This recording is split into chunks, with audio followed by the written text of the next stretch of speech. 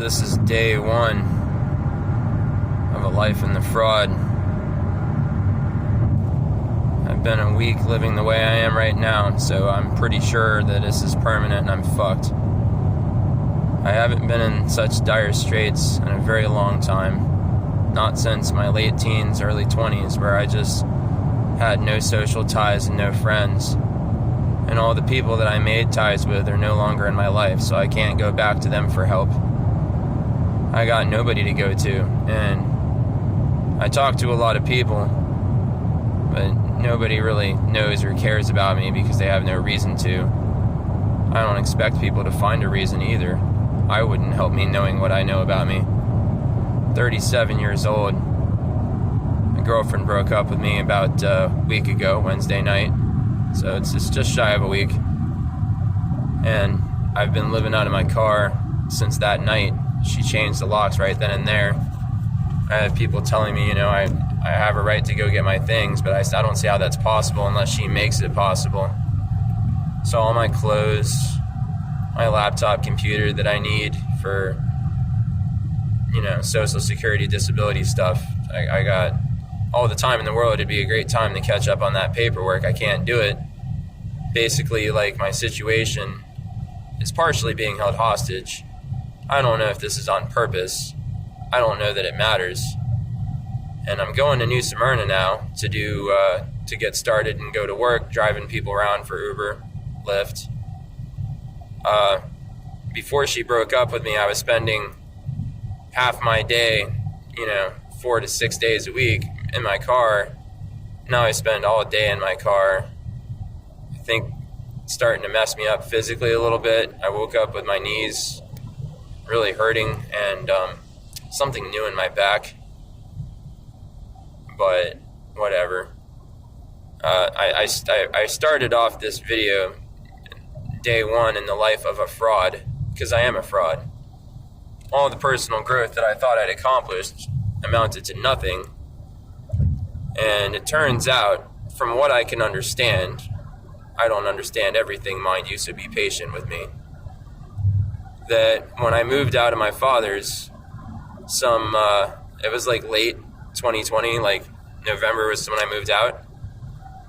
She was going to break up with me before all that got started, and I ended up moving in with her. So I basically screwed her over, and for some reason she tried to make the best out of it, and I guess she just ran out of steam with putting up with my bullshit. And that's fundamentally, from what I can understand, why I don't live with her no more, and she won't have nothing to do with me, and she's now, either for fun or unintentionally, just making my life even more harder than it has to be. I imagine that's a natural consequence of putting up with my bullshit. I mean, a quick review of my life. I'm 37. I moved out when I was 18. I came crawling back in my early 20s. I've been homeless intervallically all throughout my 20s. I've seldom had my stuff together for longer than a few months at a time, maybe a couple years at a time in intervals. And then for the last 10 years before my dad kicked me out, I was living at my dad's house. So I'm not exactly doing well for myself. Now, I do have a permanent mental disability. I don't know that accounts for much as far as explaining away my lack of personal success in life, or why I haven't been more productive or contributory to society. I really am every bit a loser. I've been kind of running from that admission for a while under different strategies, my dad trusts me to take jobs for his business. He made me co-owner. Oh, I have a trade skill. Oh, I'm making payments on a car. But, at the end of the day, those are small potatoes against the fact that effectively the only place you've lived for any length of time is with your parents, and every time you don't, you're homeless. Only now my dad is married again, which is what precipitated me having to move out, because his wife is like, why is your 30-something-year-old son living at home? He's got to go. I'm not in the will. Nobody answers the phone when I call. Not that I call anymore. I learned my lesson. My dad's never going to answer the phone when I call again. The mother of my child doesn't answer my calls. won't have nothing to do with me. She won't let my son have nothing to do with me.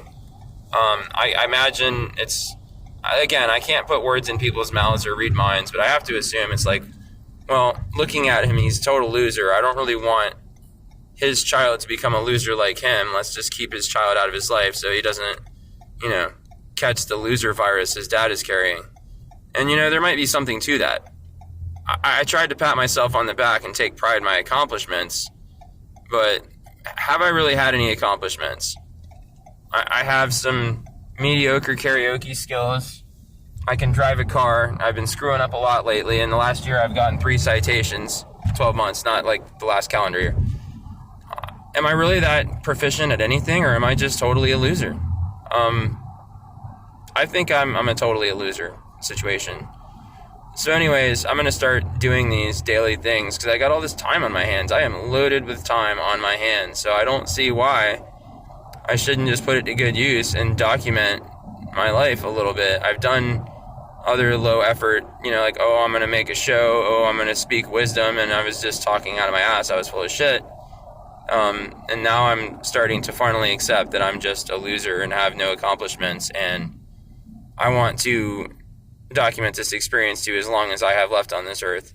I don't imagine it's going to be long because in my current financial situation, I'm just white knuckling it, and everything's going to just fall apart and go off the rails. And then honestly, if it's just forced to ride a bicycle around and live in a tent in the woods again, I'm not going to stick around. You can make of that what you will.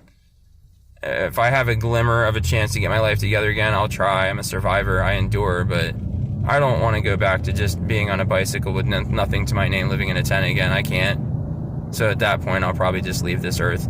But until then, I'm going to give it my best shot, and I'm going to just do this every day. Why not? They're going to be shorter moving forward because it'll just be touching base with you.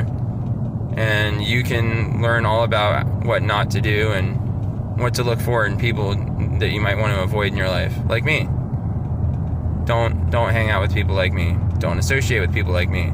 Don't help people like me, because then you're going to get my cooties on you. My loser cooties. You've been warned. But, hey, you can always take some perverse pleasure that my life's worse than yours, and if I can make your life better that way, no harm, no foul, I don't know. So, there you go. Life of a fraud.